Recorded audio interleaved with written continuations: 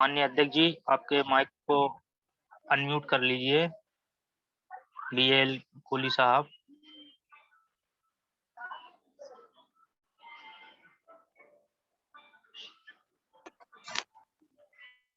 जी।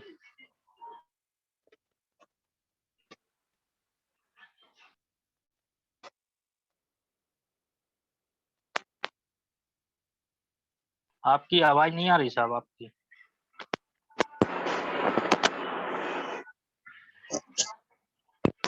Hello hello आवाज आ रही है। हेलो। हाँ सर, आपकी आवाज आ रही, क्लियर आ रही। जी शुरू किया जाए सर। हेलो। हाँ सर, आपकी आवाज आ रही, क्लियर आवाज आ रही। आज के वेबिनार में शामिल सभी प्रबुद्ध जन तथा बहुजन समाज को प्रगति और तरक्की का राह दिखाने में लगे सभी बहुजन समाज के नायक और नायिकाओं को शत शत वंदन और अभिनंदन।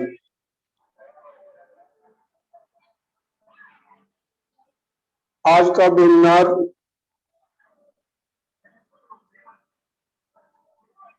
आयोजित हो करुणा के सागर एशिया महाद्वीप के प्रकाश पुंज तथागत भगवान बुद्ध को शत नमन। आडंबर और विश्वास में मरती हुई मानवता को अपने ज्ञान की वाणी से उभारने वाले सदगुरु कबीर साहब, बोधिसत्व, विश्वरत्न, संविधान निर्माता बाबा साहब डॉक्टर भीमराव अम्बेडकर जी, आरक्षण के जनक छत्रपति साहू जी महाराज, बहुजन समाज को जाति और धर्म के पाखंड से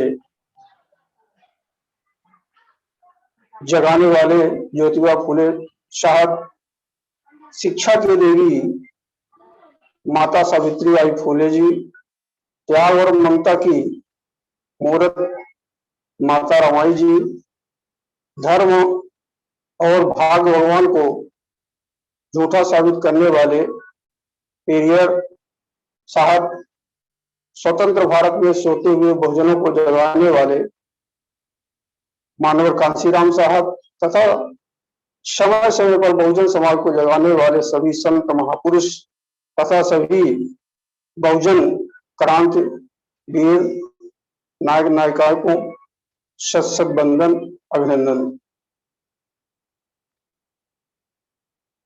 परम आदरणीय राष्ट्रीय बौद्ध महासभा के संस्थापक जयंत प्रकाश भारती साहब, कार्यवाहक राष्ट्रीय अध्यक्ष आदरणीय बादल सिंह बौद्ध साहब, प्रातः स्मरणीय परम श्रद्धेय आदरणीय आचार्य किशोर बौद्ध साहब, आज के वेबिनार में मुख्य अतिथि परम आदरणीय आसाराम बौद्ध साहब, राष्ट्रीय सदस्य छत्तीसगढ़, विशिष्ट अतिथि परम आदरणीय लोकनाथ साहब, जम्मू एंड कश्मीर। आज के वेबिनार का संचालन कर रहे आदरणीय योगेश गौतम साहब, राष्ट्रीय सचिव एवं प्रभारी मध्य प्रदेश। जैसा कि आज के वेबिनार का विषय है, आवाज आ रही सर? हेलो, जी, आ रही। जैसा कि आवाज आ रही है जी। आज के वेबिनार का विषय है 2021 की जनगणना में बौद्धों की संख्या में वृद्धि हेतु राष्ट्रीय बौद्ध महासभा के द्वारा 120 करोड़ बहुजनों तक बात को कैसे पहुंचाना है, इस विषय पर हम सभी को अपना अपना विचार रखना है। आज का विषय बहुत ही महत्वपूर्ण है। हम अपने आज के अतिथियों से निवेदन करते हैं कि यदि हम सभी अपने 5-5 मिनट का समय निकालकर परम आदरणीय अध्यक्ष, राष्ट्रीय अध्यक्ष जी को देते हैं, तो विषय वस्तु में हम सभी को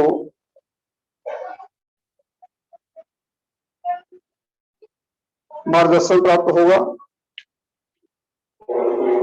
भारत देश में प्रथम जनगणना 1872 में लॉर्ड मेयो के मार्गदर्शन में हुई थी।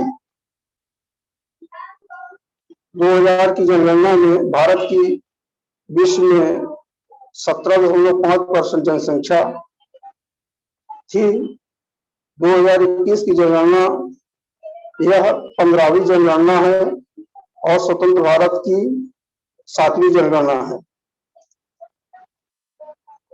मैं कार्यक्रम संचालक जी से आग्रह करता हूं कि आज की वेबिनार की आगे की जो कार्रवाई है उसे संचालन संपादित कराने का कष्ट करें। आदरणीय आज के वेबिनार के संचालक योगेश गौतम जी। हाँ, हेलो, मेरी आवाज आ रही है? हाँ सर। हाँ सर, धन्यवाद सर।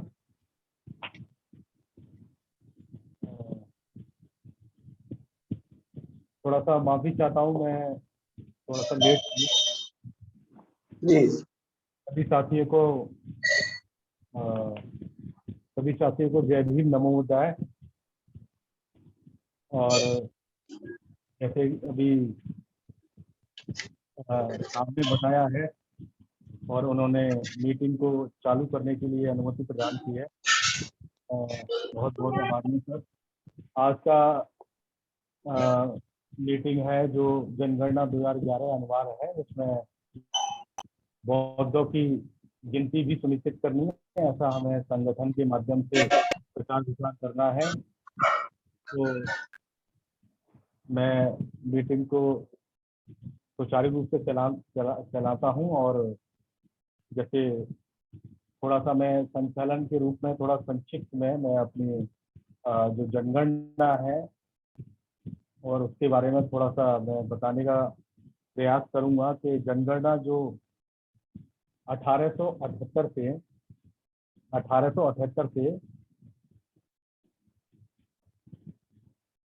कोई 1878 से ये अंग्रेजों के द्वारा और लगभग देश में बहुत सारे विश्व में कई देश ऐसे हैं जो जनगणना समय समय पर कराते रहते हैं और जनगणना कराना जरूरी, क्योंकि जनगणना भी कई प्रकार की है।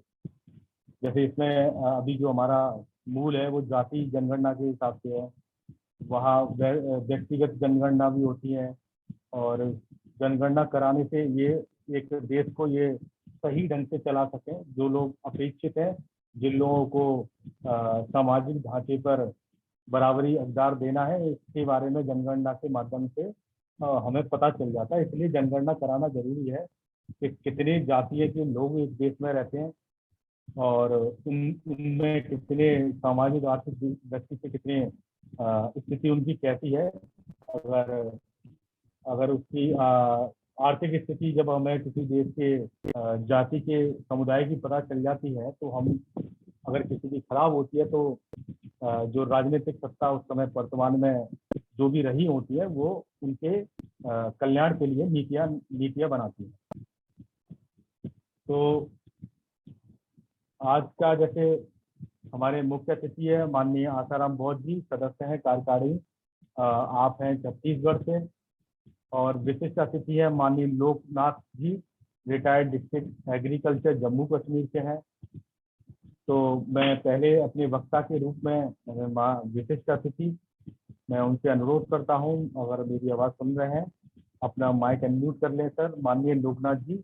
और आज जो विषय दिया गया है उस विषय के बारे में जितने भी हमारे वक्तागण आज उपस्थित हैं, आप श्रोतागण उपस्थित हैं, वो आपकी बात को सुनने के लिए यहाँ आज मीटिंग में वेबिनार में हिस्सा ले रहे हैं।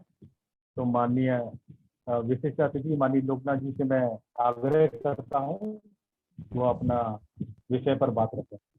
माननीय लोकनाथ जी। धन्यवाद योगेश गौतम जी। जय भीम, नमो बुद्धाय। जय हिंद, नमो बुद्धाय। सबसे पहले आज के मुख्य अतिथि आशाराम बोध जी को मैं नमो बुद्धाय कहते हुए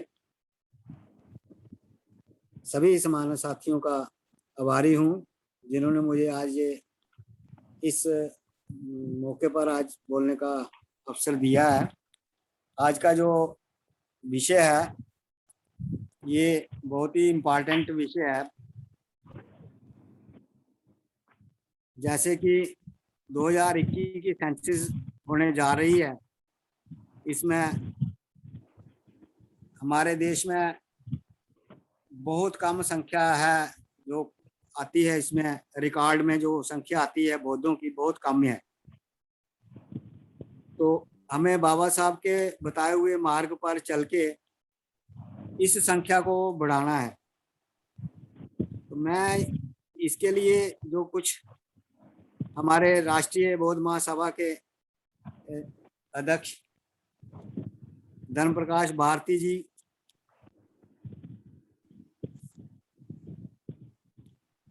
से जो सुझाव आएंगे उनको हमें आगे ले जाना है। मगर इसमें जो कुछ आगे हम देख रहे हैं कुछ कठिनाइयां आएंगी इसमें कि सेंसस में जो अपना रिकॉर्ड करवाने के लिए हो सकता है जो लोग सेंसस करने आए वो कुछ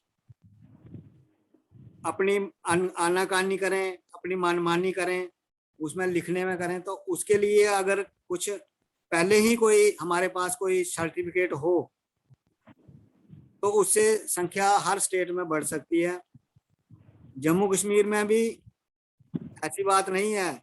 बहुत लोग हैं जो बुद्ध के अनुयायी हैं और उनके बताए हुए रास्ते पर भी चलते हैं, परंतु वो रिकॉर्ड में नहीं आ रहे हैं।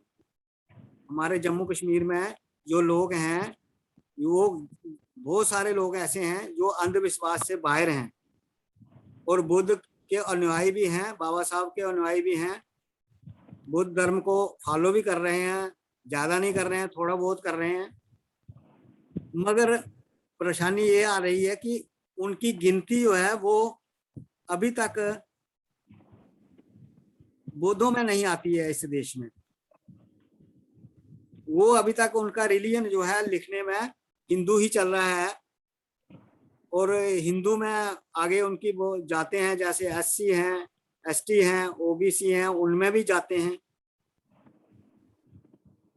तो मैं आज जितने भी समान साथी इस मीटिंग वेबिनार में जुड़े हुए हैं उनसे भी मेरा यही सुझाव रहेगा कि हमें पहले खुद इसके लिए रजिस्ट्रेशन करानी पड़ेगी। बुद्ध भिक्षुओं के द्वारा हमें वो बुद्धों से हमें दीक्षा लेनी पड़ेगी।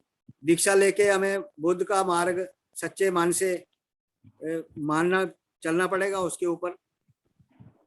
और सबसे बड़ी बात यह है कि इस समय बुद्ध में प्रबुद्ध भारत बनाना है तो हमको बुद्ध में बनना पड़ेगा, होना पड़ेगा। नहीं तो इस देश के हालात बहुत खराब हो जाएंगे जिससे हमारे खासकर एससी, एसटी, ओबीसी के लोगों को बहुत नुकसान होने जा रहा है। उस नुकसान को रोकने के लिए हमें, जैसे साहब कांशीराम जी ने कहा था कि हमें सामाजिक परिवर्तन की ओर, सोशल ट्रांसफॉर्मेशन की ओर और आर्थिक मुक्ति की ओर अपने समाज को ले जाना है।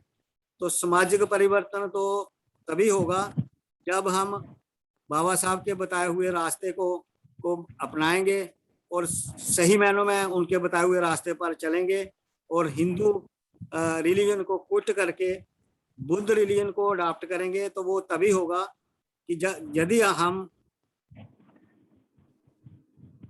अपने आप को बुद्ध सेंसस में बुद्ध लिखवाएं, और हमें बुद्ध ही लिखवाना चाहिए। हमें उसमें आगे जात पात के बारे में नहीं सोचना चाहिए।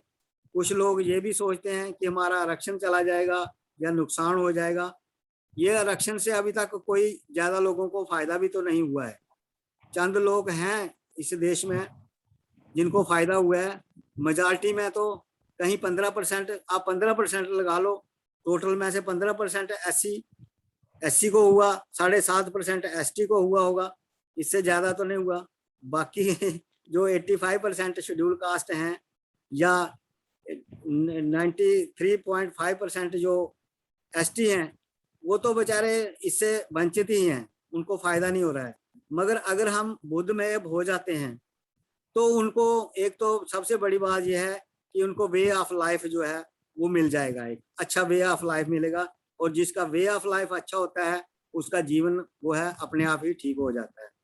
तो मैं ज्यादा नहीं कहते हुए यही कहूंगा कि राष्ट्रीय बौद्ध महासभा के इस प्लेटफॉर्म से कि राष्ट्रीय बौद्ध महासभा ने ये जो कदम उठाए हैं इसको के लिए और प्लानिंग थोड़ी की जाए, और वो प्लानिंग हमें जम्मू कश्मीर में भी दी जाए कि कैसे जो लोग हैं सेंसस से पहले ही कुछ लोग अगर रजिस्टर हो जाएं अपने आप को, जितने भी हो सकें तो उनको रजिस्टर हम करेंगे।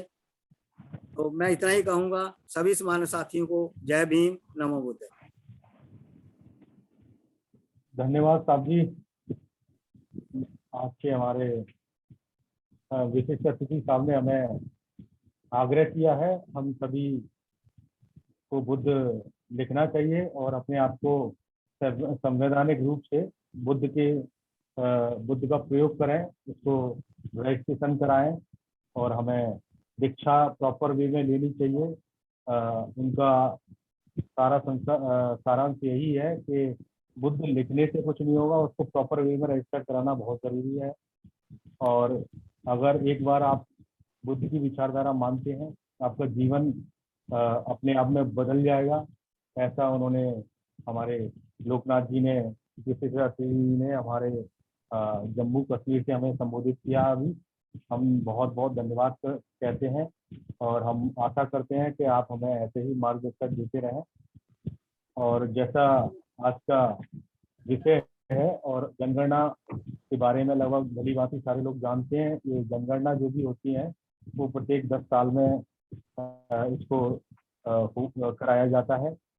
पहली जनगणना जो मैंने अभी जो आपको बताया 1878 से जो अंग्रेज कराते रहे हैं, अभी जो लास्ट की अंतिम जनगणना 1931 में लास्ट की जाति जनगणना हुई है, जिसमें आपको SC ST और इनको लिया गया था। लेकिन जाति गणना जो हमारी लास्ट की देखी जाए तो 1931 को सेंसेक्स को ही, उसी जनगणना के सेंसेक्स को आधार मानते हुए आज OBC को भी जो आरक्षण दिया गया, जो 27% आरक्षण जो OBC जातियों को दिया गया, वो 1931 को आधार बना के दिया गया।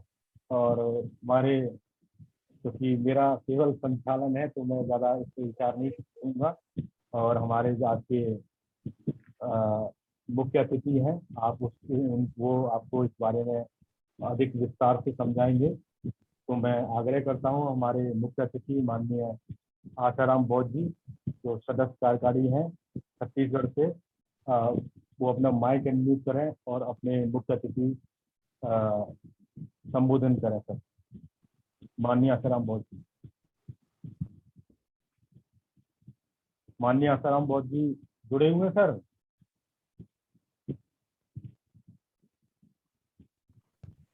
जुड़े हैं। हेलो। जी जी जी जी। हाँ, हेलो जी सर, आवाज आई है? हेलो। स्पष्ट आ रही सर? बिल्कुल आ रही है। हाँ, करुणा के सागर सर आप भगवान अपना बुद्ध। वीडियो आवाज खोलें आ सर। रही है ना मेरी? आपकी आवाज आ रही है, वीडियो ओपन कर लें हाँ सर। सर। हाँ, जय भीम, नमो बुद्धाय सर सभी लोगों को। करुणा के सागर भगवान बुद्ध, अंधों को आंख देने वाले, बहरों को कान देने वाले बाबा साहब अम्बेडकर, सभी संत महापुरुष जो बहुजन समाज में जन्मे हैं उनको नमन करते हुए मैं आज एक प्रमुख विषय पर चर्चा करने जा रहा हूं। वो चर्चा है 2021 में जनगणना में बौद्ध लिखाना क्यों आवश्यक है, उसके लिए हमको क्या क्या करना चाहिए। तो मैं सबसे पहले तो यही कहूँगा कि बाबूजी चाहे मैं क्षमा चाहता हूँ, आप अगर अपनी वीडियो खोल सकते हैं सर, हैं आप अपनी वीडियो खोलिए। वीडियो। हाँ जी, आपकी वीडियो बंद है, आप उसको वीडियो को हाँ, खोलिए। जी खोल अब लो। आ गई। हाँ, जी सर। तो 2021 में हमें बौद्ध क्यों लिखाना चाहिए, क्योंकि जितनी भी योजनाएं हमारी सरकार बनाती है, संख्या के अनुपात में हम बहुत ही पिछड़े हुए हैं। लगभग 61 यानी 1 करोड़ से भी नीचे बौद्धों की संख्या आती है, जबकि हम SC ST OBC अपने आप को बौद्ध लिखते हैं, लेकिन रिकॉर्ड नहीं होने की वजह से हम पिछड़ जाते हैं और हमारे जो राशि निर्धारित की जाती है उनके लिए वो हमारा पूर्ति नहीं हो पाता और हम आगे नहीं बढ़ पाते। इसीलिए हमको बौद्ध लिखाना बहुत आवश्यक है, चाहे SC हो, चाहे ST हो, चाहे OBC हो या अन्य हो, सभी को बौद्ध के कॉलम में बौद्ध लिखना ही होगा। दूसरी बात मैं बोलना चाहूंगा, कई लोग बोलते हैं या लोगों को शक है कि जैसे कि हमारे पूर्व वक्ता बोल चुके हैं कि आरक्षण पे फर्क पड़ेगा, आरक्षण नहीं मिलेगा। एक बार बाबा साहब ने कहा था कि आरक्षण तो मेरी कोर्ट की जेब में है। उसका आशय क्या है? उसका आशय ये है कि आर्टिकल 16 में बाबा साहब ने पहले से संविधान में प्रावधान किया हुआ है कि धर्म से किसी पर भी प्रभाव या नहीं पड़ता।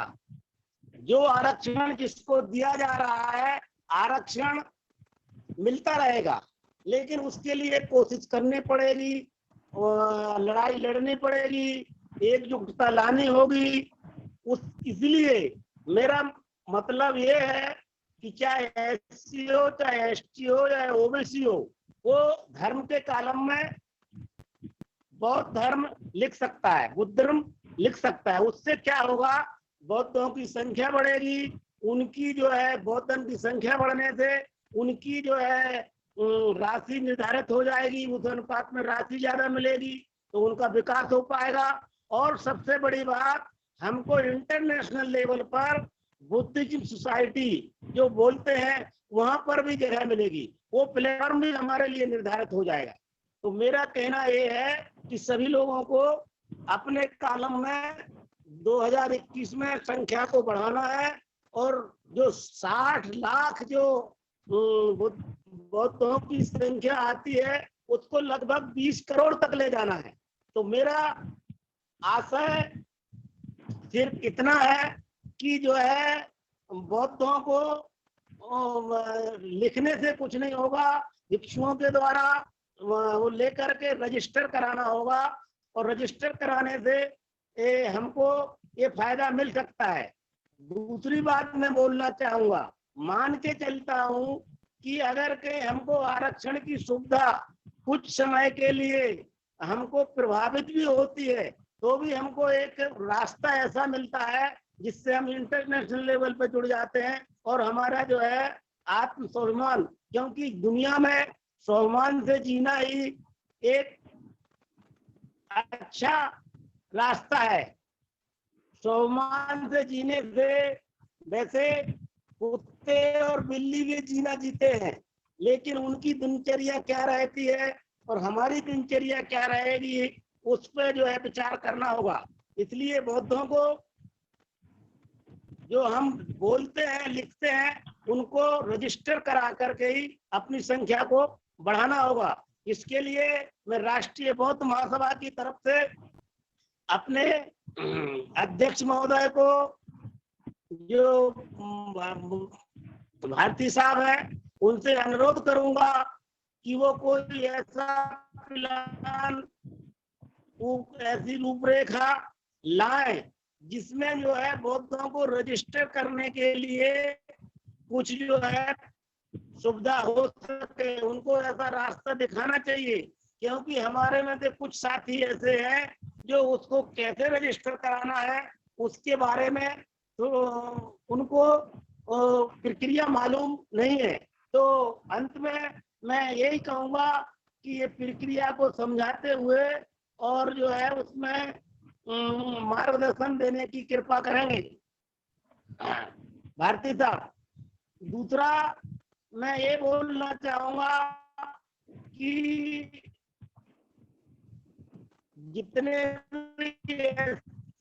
SC OBC महासंघ है और जितने जुड़े हुए हैं, जो कार्य चल रहा है वो कार्य दिन प्रतिदिन आगे बढ़ता रहे, एक वो ऐसा चलता रहे, तो इससे बहुत सारे लोग प्रशिक्षित होते आगे आते रहेंगे और एक करुआ आगे बढ़ता जाएगा। हमें विश्वास ही नहीं, भरोसा ही नहीं, विश्वास भी है कि आगे चल करके बौद्धों की संख्या बहुत बढ़ेगी और बढ़ करके हमारा जो प्रयास है सफल होगा। हमारा प्रयास सफल होगा और हमको कामयाबी जरूर होगी। दूसरी, अभी अक्टूबर में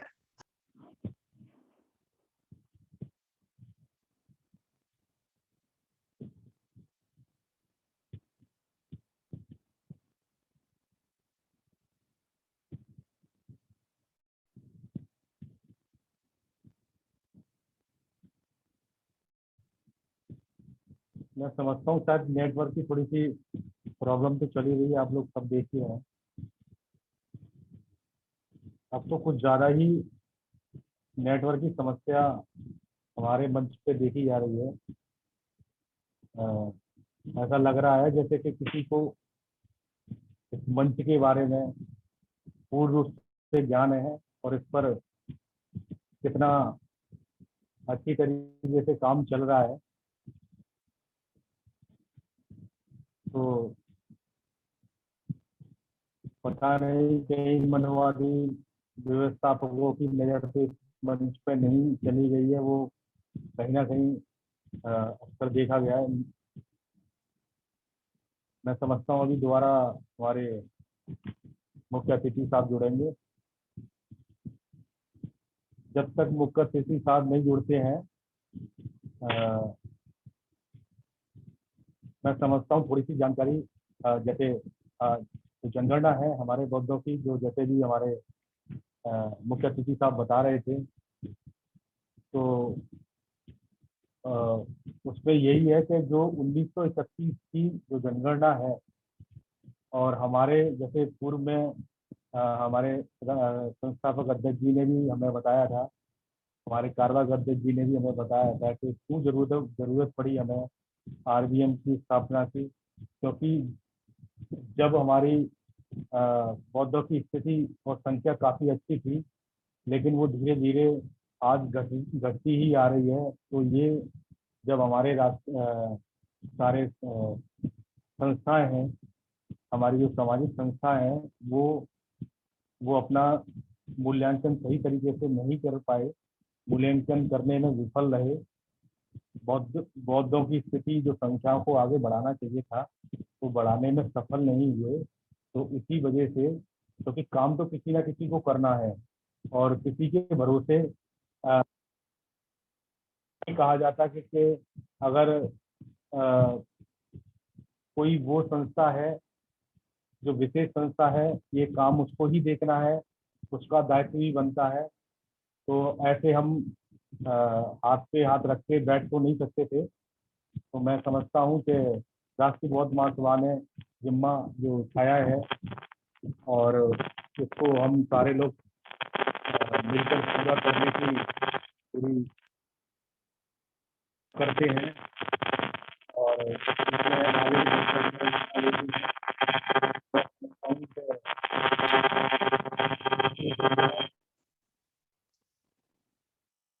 मुझे कोई बताए मेरी आवाज आ रही है? माननीय कारवाक अध्यक्ष जी, मेरी आवाज आ रही है? आ रही है, बहुत अच्छी आ रही जी जी जी जी जी, थैंक यू सर। वो मैंने बट्स निकाल दिए, थोड़ा लो हो गई थी बैठ। है।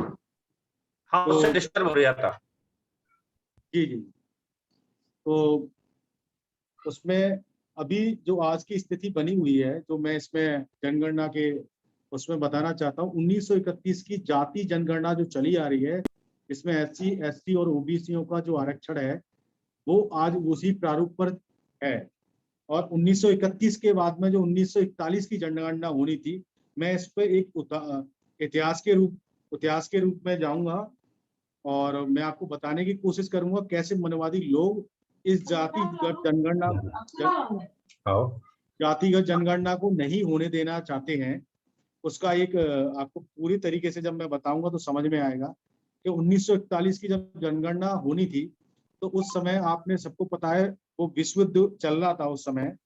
तो विश्व युद्ध के कारण 1941 की जनगणना शुरू तो हुई, लेकिन उसके परिणाम कुछ आए नहीं, तो उसकी जनगणना 41 की घोषणा नहीं हुई, वो 1941 की ही मान्य रही।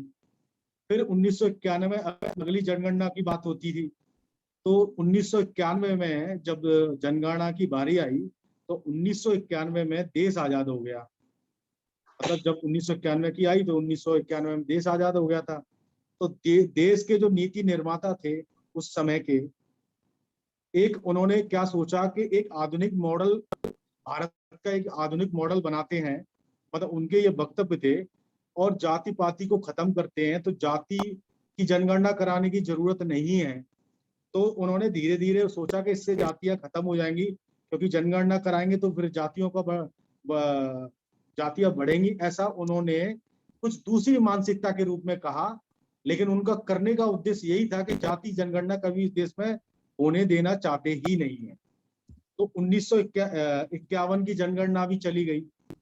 1951 की जनगणना मुख्य अतिथि जी जुड़ चुके हैं। मुख्य अतिथि जी जी मुख्य अतिथि जुड़ चुके हैं, जी उनका और शेष समय ले लिया है। जी जी सर, उनको आप पुनः आमंत्रित कर लें। माननीय मुख्य अतिथि जी अगर जुड़ गए हैं तो दोबारा अनम्यूट करें, अपना वक्तव्य रखें सर। माननीय आसाराम बोस जी, मेरी आवाज सुन रहे हैं आसाराम बोस जी?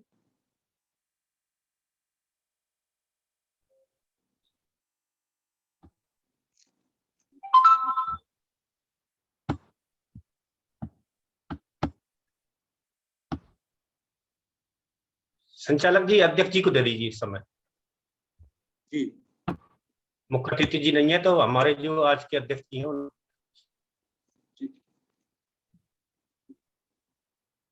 एक मिनट सर।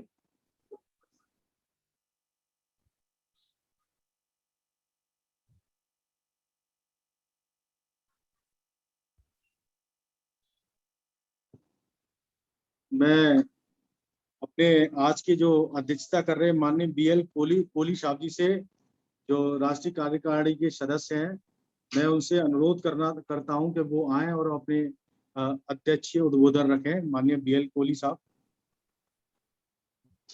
जी सर, अभी हम सब लोग आज के वेबिनार के विशिष्ट अतिथि माननीय लोकनाथ साहब जी को सुन रहे थे। उनका जो विचार का सारांश है, उन्होंने अपने विचार में प्रकट किया कि लोग बुद्ध और धर्म को मानते हैं, लेकिन लोग खुद अपने नाम के सामने बौद्ध नहीं लिखते। यदि लोग बौद्ध लिखना शुरू कर देंगे तो निश्चित ही भारत देश में बौद्धों की संख्या में बढ़ोतरी हो जाएगी। आज के मुख्य अतिथि माननीय आसाराम भाऊ साहब भी अपने उद्बोधन में जनगणना के उद्देश्य की बात करते हुए उन्होंने कहा, जनगणना का उद्देश्य जात, धर्म, मजहब के सभी लोगों की संख्या के आधार पर उनके विकास के लिए बजट का प्रावधान सरकार करती है। इसलिए भारत की जनगणना जातीयत होनी चाहिए और भारत के जो बौद्ध विचारक हैं, बौद्ध धर्म को मानते हैं, उनको भी अपने नाम के सामने बौद्ध लिखना चाहिए। आज के वेबिनार में शामिल सभी प्रबुद्धजन, मुख्य अतिथि, विशिष्ट अतिथि, आदरणीय संचालक महोदय, राष्ट्रीय बौद्ध महासभा की परम आदरणीय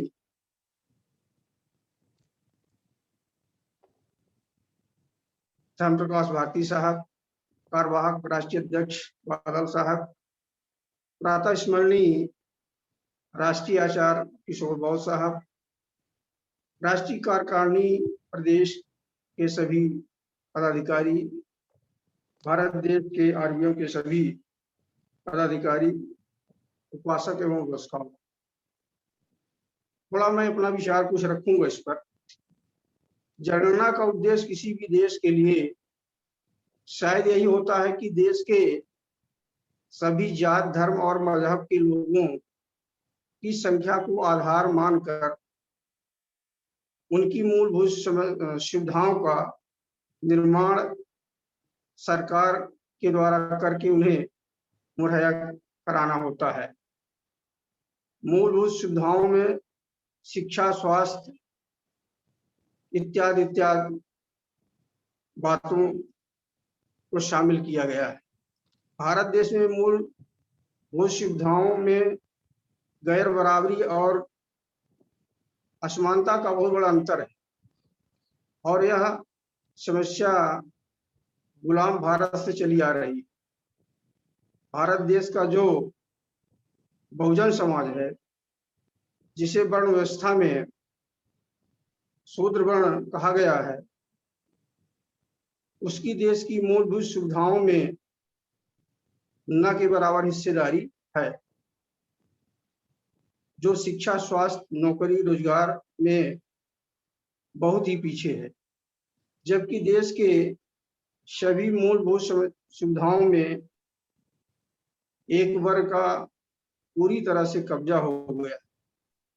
आज देश में शिक्षा, स्वास्थ्य, रोजगार के साथ साथ कार्यपालिका, विधायिका, न्यायपालिका और लोकतंत्र का चौथा कहे जाने वाले स्तंभ मीडिया में एक वर्ग का पूरी तरह से कब्जा हो गया है।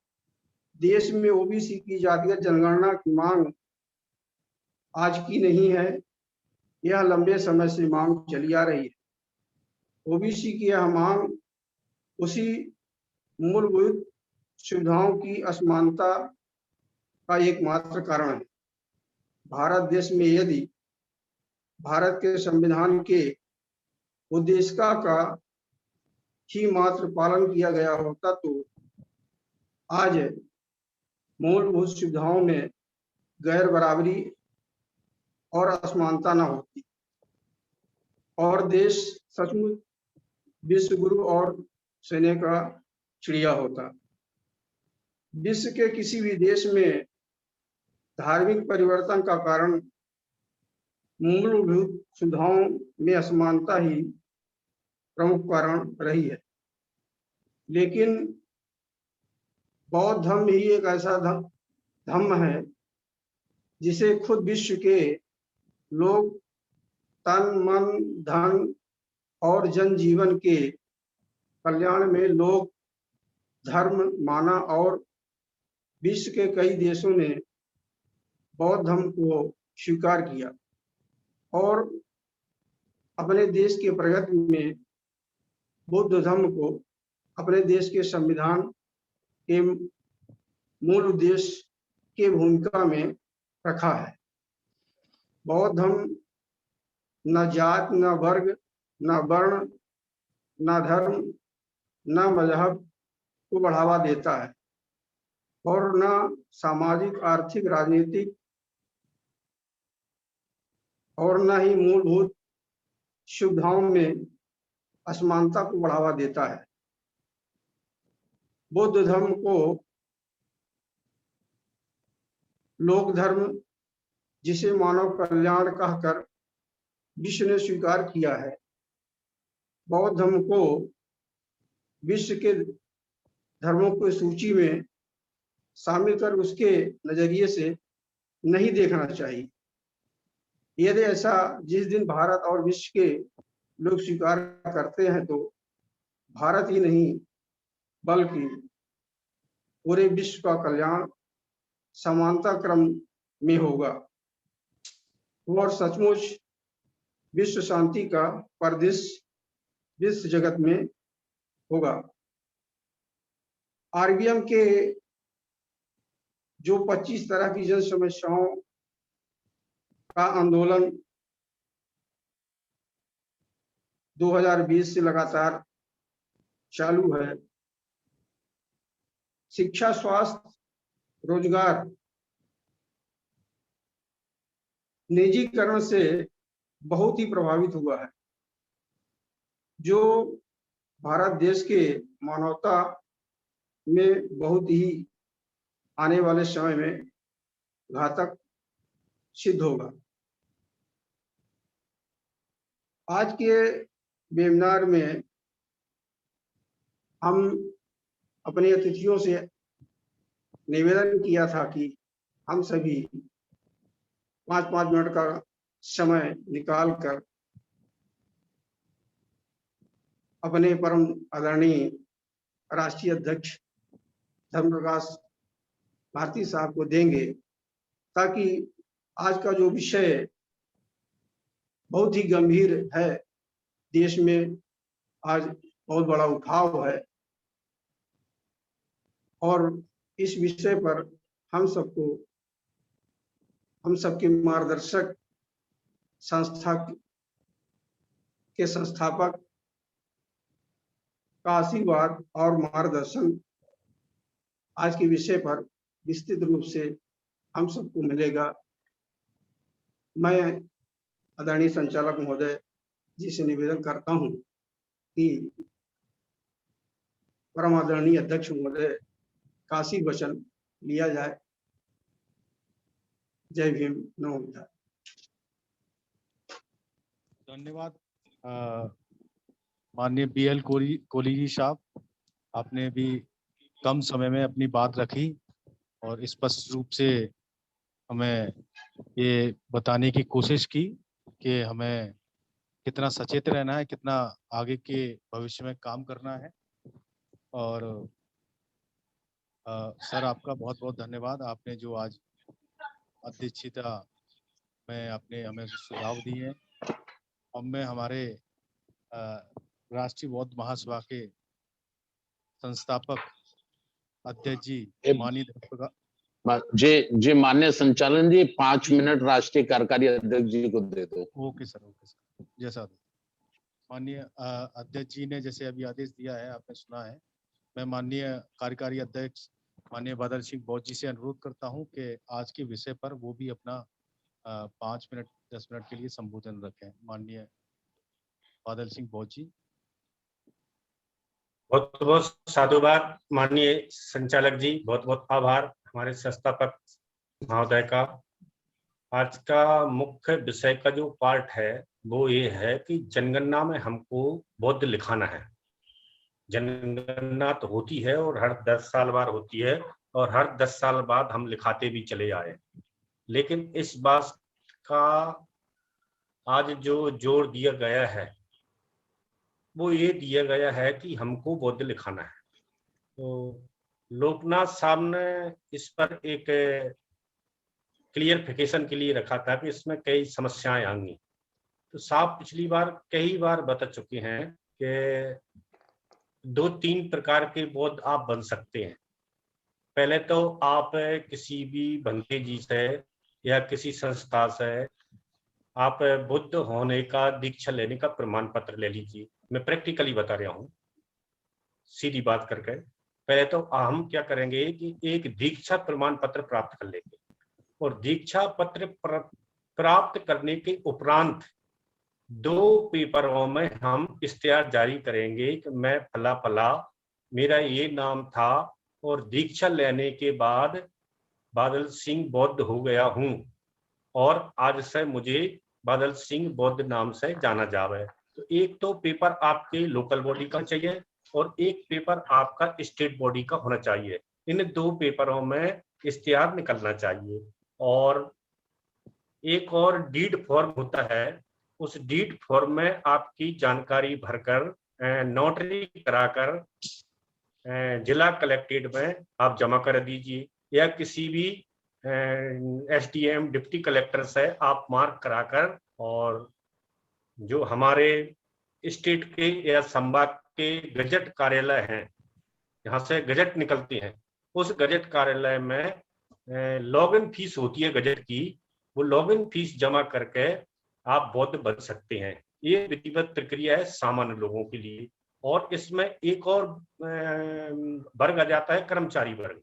कर्मचारी वर्ग को अपने विभाग से भी परमिशन लेना होगा, विभाग में लिखित में देना होगी, आपके दीक्षा प्रमाण पत्र की फोटोकॉपी देना होगी, आपके आधार कार्ड की फोटोकॉपी देना होगी, और आपके जो पेपर में इश्तिहार लगे हैं उन दोनों इश्तिहारों की फोटोकॉपी देना होगी, और जो आपने शपथ पत्र बनवाया है वह शपथ पत्र की फोटोकॉपी लगाकर आपके विभाग को देना होगी, और उनसे परमिशन लेनी होगी।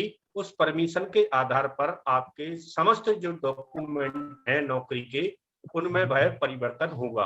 तो इस बहुत आसान प्रक्रिया से आप गजट में निकलवा कर बौद्ध बन सकते हैं। अगर आप गजट में भी नहीं निकलवाते हैं तो साधारण सी बात है कि आप दीक्षा प्रमाण पत्र ले लीजिए और 2 पेपरों में उसके शपथ पत्र के आधार पर इश्तिहार जारी करवा दीजिए।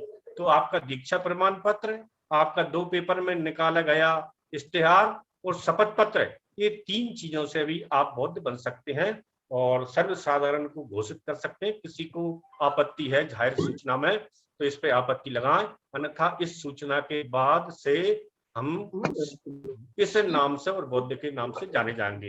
ये प्रैक्टिकली प्रक्रिया है, इस प्रक्रिया से मैं गुजर चुका हूँ। विभाग में मेरी परमिशन पड़ी हुई है, जैसे ही विभागीय परमिशन मिलेगी मैं इसको मुद्रण कार्यालय जो हमारा होता है गजट का उसमें जारी करवा दूंगा, और उसके बाद मैं विधिवत अपने सभी रिकॉर्ड हैं, जैसे आधार कार्ड है, वोटर कार्ड है, सर्विस बुक है, सभी ये मैं बौद्ध बन जाऊंगा। अब ये 3 प्रकार के बौद्ध होंगे। कैसे बौद्ध होंगे? अगर आप जाति के साथ, आरक्षण के साथ जाना चाहते हैं तो फिर आप नव बौद्ध कहलाएंगे। अगर आप अल्पसंख्यक बौद्ध बनना चाहते हैं तो फिर आप अल्पसंख्यक बौद्ध कहलाएंगे। और ना आप अल्पसंख्यक बौद्ध बनना चाहते, ना जाति के साथ बौद्ध बनना चाहते, तो फिर आप बौद्ध कहलाएंगे, जिसमें आपके आरक्षण की बात नहीं होगी। अगर आप जाति के साथ बौद्ध बनना चाहते हैं तो आपके आरक्षण पर किसी भी प्रकार की कोई आपत्ति नहीं आएगी। ये प्रैक्टिकली बात है, ये आपको करना है। लेकिन ये सब कब करना है? आपको आपके स्वयं के विवेक के आधार पर, आपके स्वयं के अंदर के जो भाव निकल रहे हैं उसके आधार पर। ये नहीं कि बादल सिंह मास्टर ने कह दिया तो मैं बौद्ध बनने जा रहा हूँ, ऐसा नहीं। धर्म प्रकाश भारती साहब ने कह दिया तो मैं बौद्ध बनने जा रहा हूँ। मेरा राष्ट्रीय बौद्ध महासभा बार बार कहती है कि आप बौद्ध बनिए, बौद्ध बनिए, ऐसे नहीं। आपके स्वयं के विवेक के आधार पर, आपके स्वयं की चेतना के आधार पर आप बौद्ध बने। और आपने मुझे सुना। जय भीम, नमो। साधु साधु। धन्यवाद। हम कार्यकारी अध्यक्ष जी, आपने जो फैक्ट है, जो जिससे बौद्ध दीक्षा और सरकार के अनुसार बौद्ध बनेंगे उसकी प्रक्रिया आपने बताई। अब मैं हमारे राष्ट्रीय संस्थापक अध्यक्ष जी से अनुरोध करता हूं कि जो आज का विषय है और विषय के माध्यम से हमें सूचित करें, संबोधन रखें और हमारा मार्गदर्शन करें। माननीय संस्थापक अध्यक्ष जी। सभी संत गुरुओं को नमन करते हुए मैं धन्यवाद करना चाहता हूं आज के कार्यक्रम की अध्यक्षता कर रहे बीएल कोहली साहब का, हमारे मुख्य अतिथि आशाराम बौद्ध साहब का, हमारे विशिष्ट अतिथि साहब का जो जम्मू कश्मीर से बोले, संचालक जी हमारे युवा साथी योगेश गौतम साहब, हमारे कार्यकारी अध्यक्ष मास्टर बादल सिंह बौद्ध साहब, देश भर से जुड़े सभी साथियों का बहुत बहुत अभिनंदन, बहुत बहुत आभार। विषय है जनगणना में बौद्धों की वास्तविक जो संख्या है वो आनी चाहिए, और उसके साथ ही साथ जुड़ा हुआ विषय है संगठन की आवश्यकता। साथियों, मैं जैसा पिछले 5 वर्षों से बड़े सक्रिय रूप से अपने सक्रिय साथियों के बीच में अनुरोध कर रहा हूं कि हमें ज्यादा से ज्यादा संगठन पर जोर देने की आवश्यकता है, क्योंकि संगठन हर समस्या का समाधान है। एंटीबायोटिक जो मेडिसिन होता है, जो हर बीमारी में काम आता है, ठीक इसी प्रकार से संगठन है। तो संगठन यदि हम ग्रास रूट तक, ब्लॉक, गांव, शहर, तहसील, जिला स्तर तक अपना बना लेते हैं तो सारे काम जो 25 बिंदुओं पे हम चर्चा कर रहे हैं, वह बिंदु भी हमारे लिए बहुत आसान हो जाएंगे, बहुत सरल हो जाएंगे। संगठन यदि हमारा मजबूत है तो हम वोटर लिस्ट को भी बहुत अच्छी तरह से दुरुस्त कर लेंगे, और वोटर लिस्ट हमारी दुरुस्त हो जाएगी। जैसे बहुत सारे लोगों ने फर्जी वोट बना रखे हैं, जो मानवता के विरुद्ध मतदान करते हैं, तो ऐसे फर्जी वोटरों को भी हम वोटर लिस्ट में फॉर्म आता है, एक शायद 8 नंबर फॉर्म होता है, मुझे याद नहीं, वो भरकर हम उसका वोट कटवा सकते हैं और अपना वोट बढ़वा सकते हैं। तो हम वोट भी जब इस देश के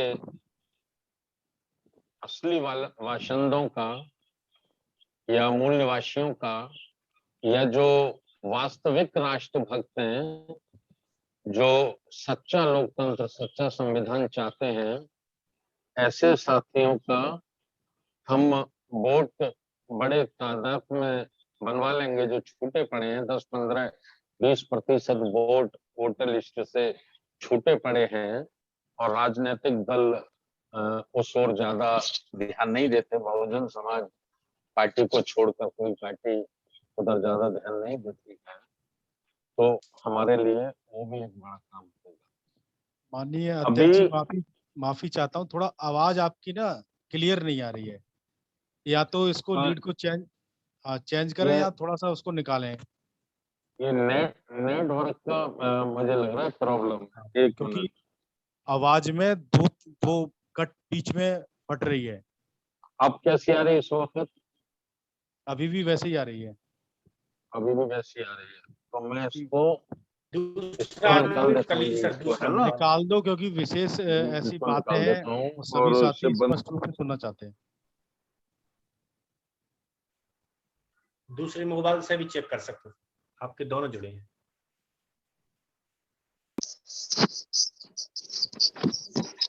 अब ठीक आ रही है? बहुत बढ़िया, स्पष्ट। अच्छा, ये मैंने निकाल दी। तो हमारा उसमें मेरा कहने का मतलब ये था कि वोटर लिस्ट में भी हम बड़ा काम कर सकते हैं। एक मोबाइल बंद कर दें सर, और दूसरा मोबाइल बंद कर दें सर।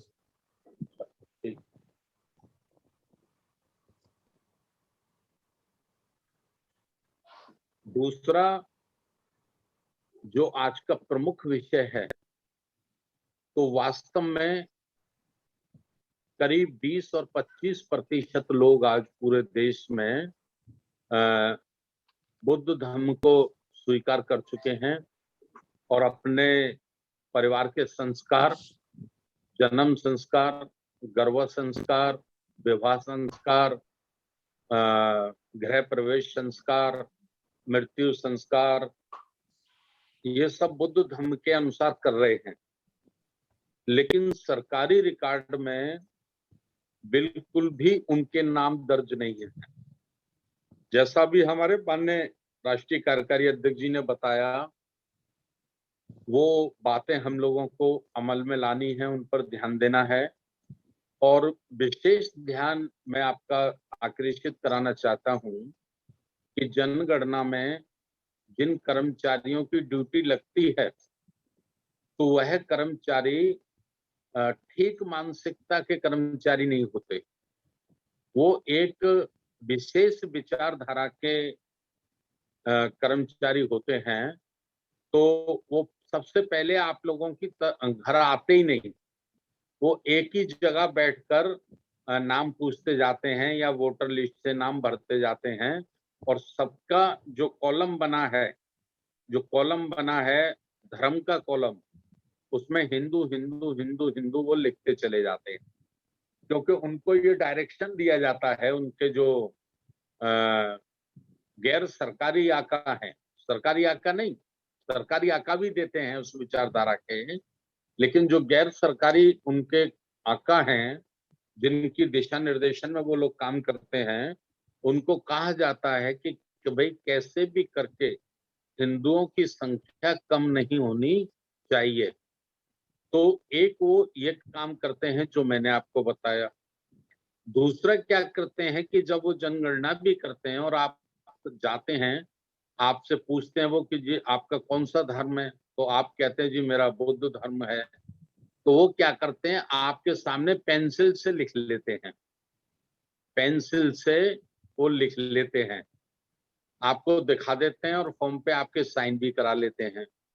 और जब वो तहसील में जाते हैं तो उसको रूल से मिटाल देते हैं, फिर पेन से उसमें हिंदू लिख देते हैं। तो ये हमें सावधानी बरतनी है कि हमें अपने सामने पेन से, स्याही से, पेन से हमें लिखवाना है। जो धर्म का कॉलम है उसमें हमको लिखवाना है बौद्ध धर्म, बौद्ध लिखवाना है। ये हमको सावधानी बरतनी है बड़े पैमाने पर। एक बात मैं और विशेष आपको बताना चाहता हूं, 3 राज्यों ने, मध्य प्रदेश, उत्तर प्रदेश और उत्तराखंड ने, ये 3 राज्यों ने विशेष रूप से एक कानून पास कर दिया है। और वो कानून पास कर दिया है उन्होंने, धर्म परिवर्तन विधेयक वर्ष 2020। उसमें ये कानून बना दिया है इन 3 राज्य के सरकारों ने, बीजेपी की सरकारों ने, कि जो व्यक्ति अपना धर्म बदलना चाहता है उससे 2 महीने पहले अपने कलेक्टर को लिख के देना होगा और उसको परमिशन मांगनी होगी, इजाजत मांगनी होगी। और जो कलेक्टर होगा वो किसी भी सक्षम अधिकारी से उसकी जांच करा लेगा। जांच का 3 बिंदुओं पे जांच करा लेगा। वो 3 बिंदु कौन से होंगे? पहला बिंदु होगा कि किसी ने इसको धन का लालच तो नहीं दिया, धन का कोई लालच तो नहीं दिया है, पहला बिंदु होगा। दूसरा बिंदु होगा कि इसे डराया धमकाया तो नहीं गया है, डराया धमकाया तो नहीं गया है, ये दूसरा बिंदु होगा। तीसरा बिंदु होगा कि कोई संस्था या कोई बाहरी शक्तियां तो इसके पीछे काम नहीं कर रही हैं। तो ये 3 चीजों की जांच होगी और उसके बाद वो आपको परमिशन दे देंगे और फिर आप किसी भी आचार्य से, किसी भी भिक्षु से आप बुद्ध धर्म की दीक्षा ले लेंगे। तो यदि आपके पास ये जो विधेयक पास हुए 3 राज्यों में, इससे पहले के प्रमाण पत्र हैं, इससे पहले आपने किसी से धम्म की दीक्षा ली रखी है और प्रमाण पत्र ले लिया है, तो वो भी आपका मान्य होगा, उसको माना जाएगा। क्योंकि ये कानून, ये नियम जब राज्यपाल के साइन हो गए हैं तो राज्यपाल की अनुमति मिल जाने के बाद ये लागू होता है राज्य में, इससे पहले ये लागू नहीं होता है।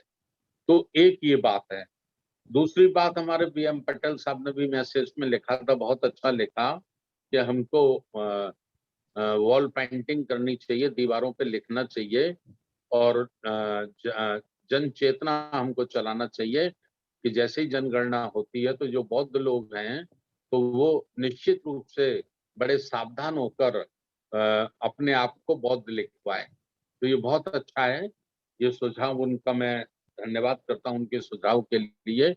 और अभी हम लोग तैयारी में लगे हैं राष्ट्रीय अधिवेशन की में। मैं अभी 9:15 पर ही घर पे पहुंचा हूँ, आगरा आ गया हूँ। आप लोगों की व्यवस्था कर दी है इस बार। सभी लोग रूम में रुकेंगे, सभी लोग रूम में रुकेंगे। एक जगह 100 रूम है, 100 रूम पूरे हमने बुक कर दिए हैं। किसी में 2 बेड हैं, किसी में 3 बेड हैं। इस किस्म के रूम है, किसी में 4-4 बेड भी हैं। तो बेड में रुकेंगे और अटैच बाथरूम है, हर रूम के साथ अटैच बाथरूम है। और 50 रूम की अभी मैं और बोल के आया हूँ कि भाई 50 रूम या 100 रूम आप लोग और तलाशिए। वहाँ बौद्ध गया में हमारी एक अच्छी टीम मिल गई है और उसके लिए मैं धन्यवाद करता हूँ आदरणीय के बौद्ध साहब का। के बौद्ध साहब उधर बहुत लंबे समय से काम कर रहे हैं, तो उन्होंने पढ़े लिखे लोगों की, विशेषकर सरकारी कर्मचारियों की अच्छी उनमें चेतना पैदा की है, अच्छी जागरूकता उनमें लाई है, तो उनका भी हमको सहयोग मिलेगा। तो ये सारी बातें हैं। और 27 सितंबर को एक दिन का धरना प्रदर्शन आप सबको अपने अपने जिलों में करना है। और घूम फिर के फिर वही बात आ जाती है कि हमारे साथी किसी भी बात का भी महत्व जितना समझना चाहिए उतना नहीं समझ पा रहे हैं। देखिए, आप अपने जिले में 5-5 लोगों की टीम तुरंत तैयार करिए, तुरंत सारे काम छोड़ दीजिए, पीछे कर दीजिए।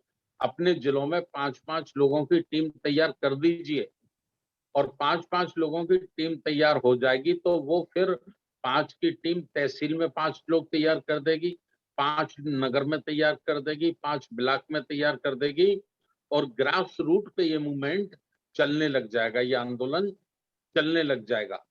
जिस संगठन के ट्रेंड वर्कर होते हैं, जिस संगठन के प्रशिक्षित कार्यकर्ता होते हैं, वह संगठन सदैव अपने मकसद में कामयाब होता है। तो संगठन पे आप लोग ज्यादा से ज्यादा ध्यान दीजिए। समय बहुत हो गया, मैं ज्यादा समय अब आपका नहीं लेना चाहता। यदि हमसे कोई ये पूछता है कि भाई आप बौद्ध क्यों लिखा रहे हो, तो कहिए हम बाई बर्थ बौद्ध हैं। बाई बर्थ यानी जन्म और जन्मांतर से हम बौद्ध हैं। आप लोगों ने छल कपट धोखे से हमें हिंदू लिख दिया है, हम हिंदू नहीं हैं, ऐसा बोलिए, ये आपका राइट है, ये आपका राइट। और विशेष जानकारी जो और इस संबंध में होगी तो हम आज के मंच के माध्यम से आमंत्रित करते हैं उन साथियों को कि जिनको ज्यादा विशेष जानकारी इस विषय पे हो वो हमारे कार्यकारी अध्यक्ष जी को बादल सिंह बौद्ध साहब को नोट करा दें और सेंटर ऑफिस में नोट करा दें। तो एक दिन स्पेशल कार्यक्रम हम फिर उस जानकारी की चर्चा पे आयोजित कर देंगे, जिससे आप डिटेल में और अच्छी जानकारी साथियों तक पहुंचा सकें। और हो सके तो उसके एक पर्चे का भी मैटर आप लोग बना दें। विशेष जानकारी जिनके पास हो तो एक उसको हमारे व्हाट्सएप पे भेज दें, हमारे कार्यकारी अध्यक्ष जी के व्हाट्सएप पे भेज दें। हमारे राष्ट्रीय महासचिव जो है वो सब सक्रिय हो जाएं, राष्ट्रीय सचिव सक्रिय हो जाएं और प्रदेशों के संयोजक, सह संयोजक, प्रदेश कार्यकारिणी के साथी लोग सभी सक्रिय हो जाएं। और युद्ध स्तर पे हमको बौद्धों को, जो बौद्ध हैं, वाकई बौद्ध हैं, रियल बौद्ध हैं, जिनकी बुद्ध धम्म में ही आस्था है, उनकी गणना में उनको शामिल कराना है, जिससे जितनी ज्यादा संख्या बौद्धों की ओपन होकर आएगी, रजिस्टर्ड होकर आएगी, उतना ही जो दुनिया की कंट्री है, बौद्धिस्ट कंट्री हैं, उनका स्नेह, उनका प्यार हमारे देश के साथ जुड़ेगा, हमारे राष्ट्र के साथ जुड़ेगा, और हमारे उससे राष्ट्र को भी ताकत मिलेगी, हमारे देश को ताकत मिलेगी, और समाज को भी ताकत मिलेगी, और धम्म को भी ताकत मिलेगी। उन्हें एक बार फिर निवेदन के साथ कि जिन साथियों को विशेष जानकारी इस संबंध में हो तो उनको हम सम्मान के साथ आमंत्रित करते हैं, वो जानकारी पूरे देश के लोगों के अंबेडकर अनुयायियों के साथ उसे साझा करें, जिससे उसका लाभ लेकर हम इस जनगणना में ज्यादा से ज्यादा बौद्धों की संख्या बढ़ाने में सफल हो सकें। बहुत बहुत धन्यवाद। जय भीम, नमो बुद्धाय। बहुत बहुत धन्यवाद माननीय संस्थापक अध्यक्ष जी, आपने कम समय में अपनी बात को रखा और सही और स्पष्ट बातों को बताया क्या करना चाहिए, और संगठन के लिए आपने हमें सुझाव दिए। संगठन में ज़्यादा ध्यान लगाना है और ज़्यादा से ज़्यादा लोगों को जोड़कर और उनको सबको बुद्धिस्ट बनाना है, और ऐसा हम आज इस मंच पे, आज इस वेबिनार में जितने भी साथी जुड़े हैं, मैं समझता हूँ सबको बात समझ में आ रही है और सब समझ भी रहे हैं। और जैसा कि आज की जो तत्कालीन सरकार है, समय समय पे, जैसे अभी अध्यक्ष जी ने बताया, 3 राज्यों ने ये एक्ट को पारित कर दिया है, धर्म परिवर्तन विधेयक 2020 एक्ट को। तो ये कहीं ना कहीं हमें रोकना चाहती है, जो दलित विरोधी, मानसिकता विरोधी जो ताकत है, ये हमें रोकने का प्रयास कर रही है। और जैसा मैंने पूर्व में बताया था कि जाति जनगणना ये लोग नहीं करा देना चाहते, क्योंकि ये जानते हैं कि हाथी को अगर उसकी ताकत का और उसके आकार का एहसास करा दिया गया तो ये कोई एक जंजीर में बंधने वाला नहीं है, ये चुपचाप खड़े होने वाला नहीं है ये समाज। तो ऐसा मैं समझता हूँ आज की जो वेबिनार है अपने सही विषय पर सफल हुई, और मैं सभ्य सत्ता के माध्यम से आज की इस वेबिनार को समाप्ति की ओर ले जाता हूँ। मैं सभी से आग्रह करता हूँ अपने माइक अनम्यूट करें और सभ्य सत्ता के लिए तैयार हो जाएं।